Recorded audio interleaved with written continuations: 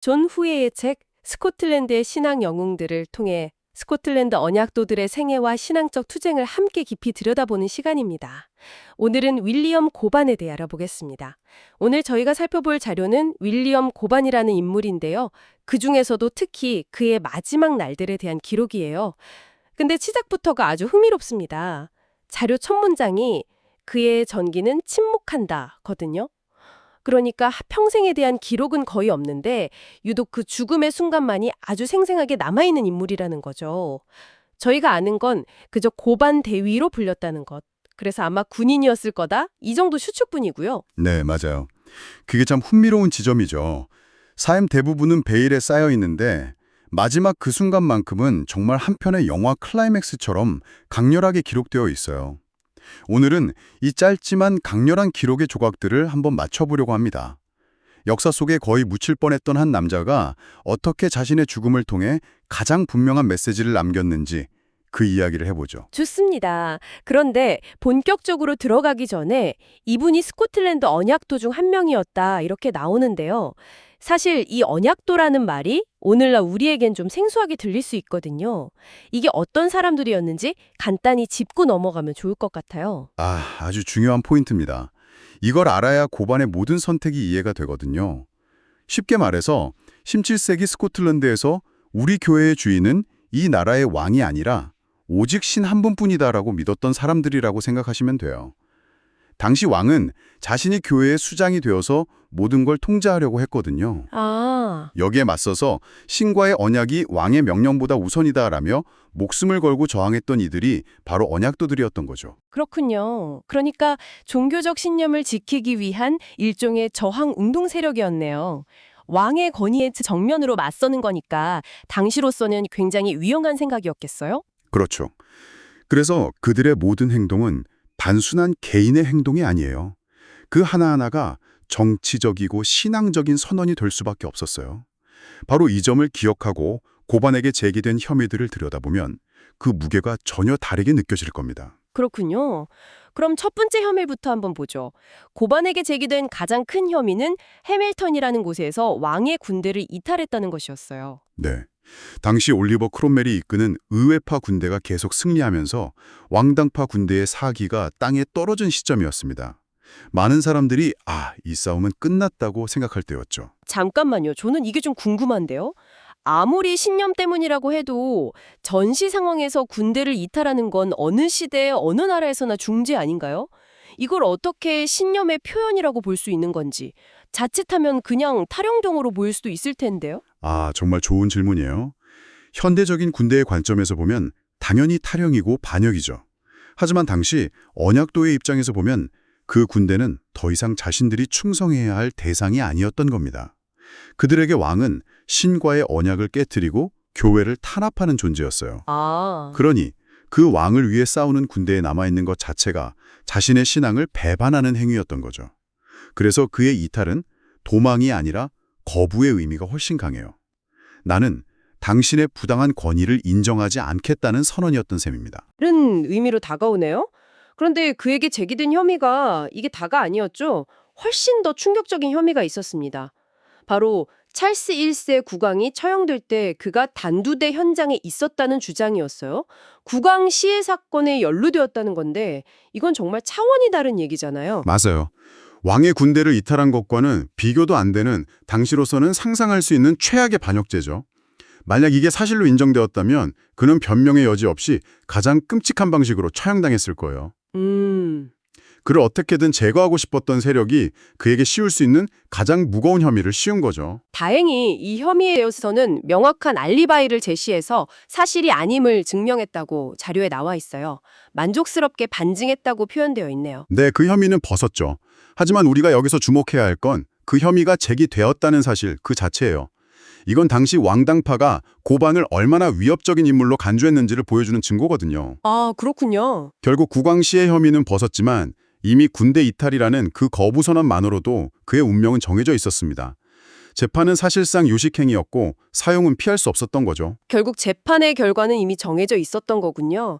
그런데 이야기가 수백 년이 지난 지금까지도 회자되는 건 재판 내용 때문이 아니라 바로 그 이후 단두대 위에서 그가 보여준 모습 때문이겠죠. 바로 그 지점입니다.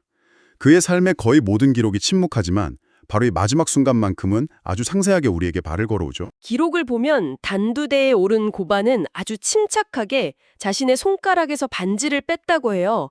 그리고 그걸 친구에게 건네주면서 아내에게 전해달라고 부탁하죠. 그리고는 이런 말을 남깁니다. 나는 겸손한 확신 속에서 죽으며 그리스도의 십자가가 달콤하다는 것을 발견했소. 십자가가 달콤하다니요.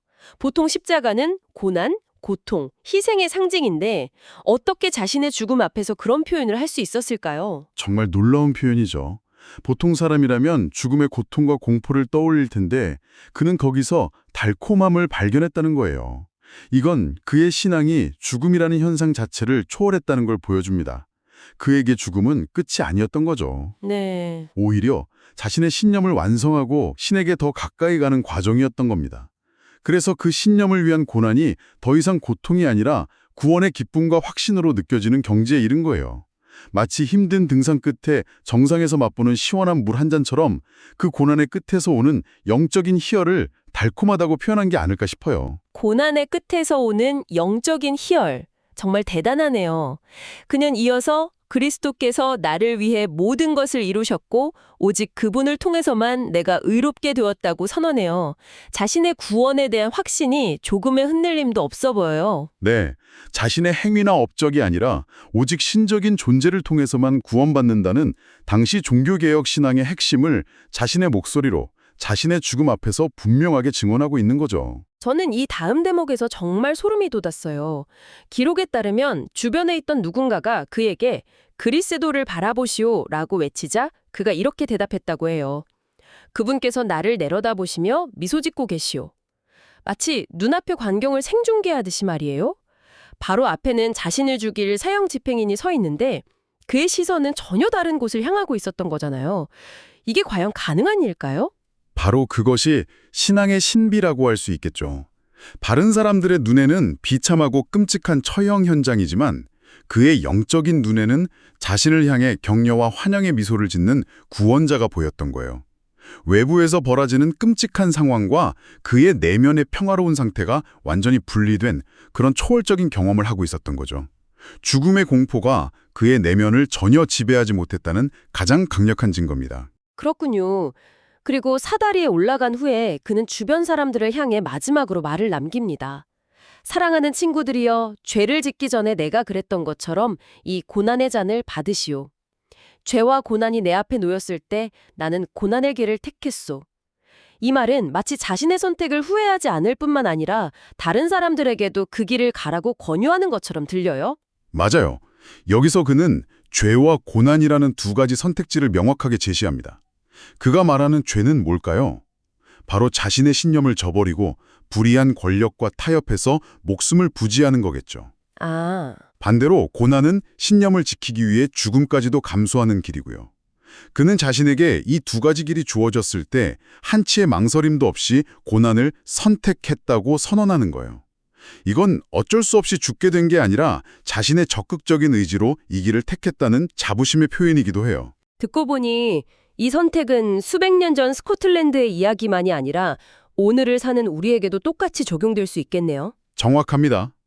예를 들어 우리가 직장에서 부당하거나 비양심적인 지시를 받았을 때를 생각해 볼 수 있죠. 조용히 침묵하고 지시에 따르면서 편안하게 넘어가는 게 그가 말한 죄의 길일 수 있고요. 네. 반대로 용기를 내서 목소리를 내고 그로 인한 불이익이나 따돌림을 감수하는 게 고난의 길이겠죠. 고반은 우리에게 묻고 있는 거예요. 당신의 삶에 죄와 고난이 놓였을 때 당신은 무엇을 택할 것이냐고요. 정말 묵직한 질문이네요. 이제 그의 마지막 순간이 다가옵니다. 목에 밧줄이 걸리고 모든 준비가 끝난 뒤 그는 마지막으로 딱 한 가지만 더 언급하고 싶다고 해요. 바로 과거에 자신과 같은 대의를 위해 함께 싸웠던 한 동료, 고등 판무관에 대한 이야기였습니다. 네, 이 마지막 말이 이 이야기의 활용점정이라고 할 수 있어요. 한때 같은 편에서 같은 신념을 위해 싸웠던 동지였죠. 그는 교수대에 매달린 채로 이렇게 외쳤다고 합니다. 고등 판무관과 나는 같은 명분을 위해 함께 싸움터로 나갔소. 이제 나는 목에 밧줄에 감고 있지만 그는 국왕폐하의 고등 판모관으로 승진했지. 하지만 1000개의 세상을 준다 해도 나는 그와 내 운명을 바꾸지 않을 것이오. 그리스도께 영원토록 찬양과 영광을. 정말 엄청난 선언이죠. 한 명은 신념을 버리고 권력과 타협해서 세상 최고의 영예인 고등판무관 자리에 올랐고요. 다른 한 명은 신념을 지키다가 목에 밧줄을 맨 채 죽음을 앞두고 있어요. 이보다 더 극적인 대비는 없을 겁니다. 보통 사람이라면 배신감과 억울함에 치를 떨거나 자신의 처지를 한탄했을 텐데 그는 정반대의 태도를 보이죠. 비교할 수 없을 만큼 더 가치 있다는 거잖아요. 이게 어떻게 가능할까요? 보통 우리는 성공이 모든 것을 정당화한다고 생각하는데요. 여기서 정말 놀라운 건 고반이 단순히 나는 내 선택이 옳아 라고 정신 승리를 하는 걸 넘어선다는 점이에요. 그는 세상이 만들어 놓은 성공과 실패의 기준 그 자체를 완전히 뒤집어버리고 있어요. 아, 너희들이 생각하는 그 성공, 그 부와 명예, 그 모든 것을 다 줘도 지금 신념을 지키다 죽는 나의 이 실패와는 바꾸지 않겠다고 선언하는 거거든요. 이건 자신의 패배가 상대의 승리보다 더 위대하다는 엄청난 정신적 승리를 보여주는 거죠. 누가 진정한 승자이고 누가 진정한 패자인지에 대한 관점을 완전히 재정의해버린 거예요. 와, 그렇게 들으니 정말 대단해요. 세상을 향해 너희들의 가치평가 방식은 틀렸다고 외치는 것 같아요. 그 고등판무관이라는 사람은 어떤 심정이었을까요? 한때 동지였던 사람이 자신을 언급하며 저런 말에 남기고 죽는 걸 보면서 말이에요. 기록에는 없지만 상상해 볼 수는 있겠죠. 아마 평생 그 말이 귓가에 맴돌지 않았을까요? 자신이 얻은 부와 명예가 과연 저 죽음보다 가치 있는 것인지 계속해서 되물을 수밖에 없었을 겁니다.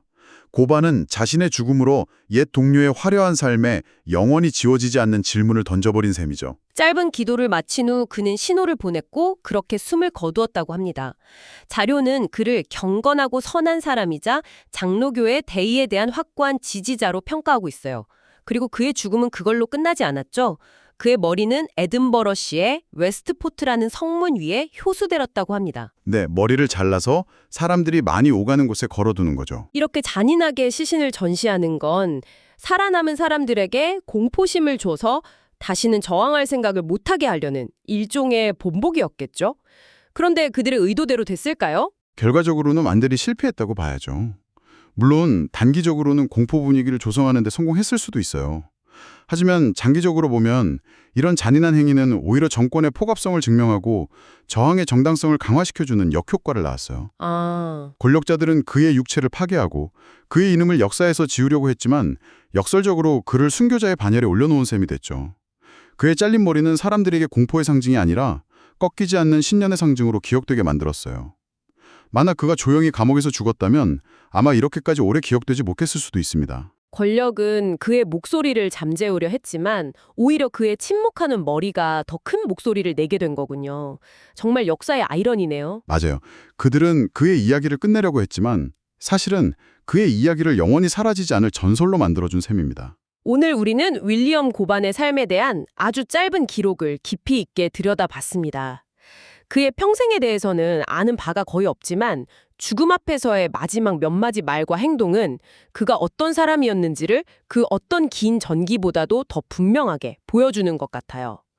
그는 고난을 달콤한 십자가로 여겼고 세상의 그 어떤 부귀영화와도 자신의 신념을 바꾸지 않겠다고 선언했습니다. 오늘 우리가 살펴본 자료는 그의 전기는 침묵한다는 문장으로 시작했죠. 여기서 우리는 마지막으로 한 가지 질문을 던져볼 수 있을 것 같아요. 한 사람의 유산은 과연 그의 일생 전체에 대한 빽빽한 기록에 달려 있을까요?